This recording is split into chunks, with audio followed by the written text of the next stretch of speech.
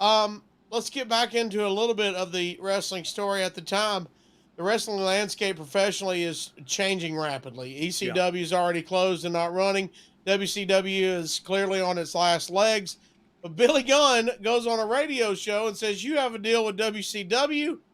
The question is, did you have a deal with WCW? No. Okay. No, never.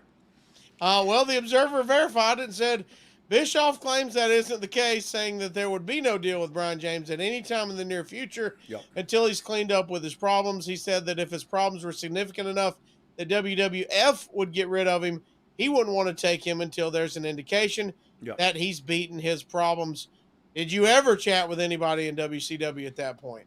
So we're probably going to get into this story here, but yeah, I chatted with people at WCW, or what I thought was WCW, in Fort Walton Beach, but it was actually the WWF at the time because they had bought the WCW, and I didn't know about it. And I showed up to WCW thinking I would talk to some people and try to get a job. And when I showed up there, I saw Shane McMahon and Pat Patterson and Gerald Briscoe, all my old friends that I had just left.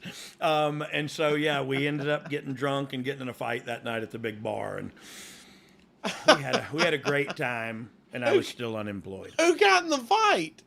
Me and Shannon Moore, and I Oh, don't remember who all. Maybe 3 Count was probably there.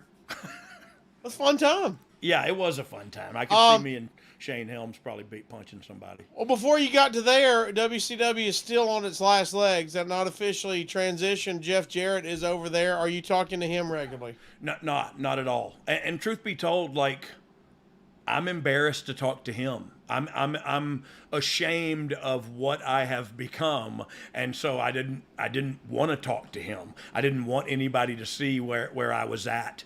And look, that's part of addiction and alcoholism too, is the isolation. So I had a house and it was paid for, and I lived in it and did drugs and made shows on the weekends for the indie circuit. You know what I mean? And tried to keep enough money to keep my lights on.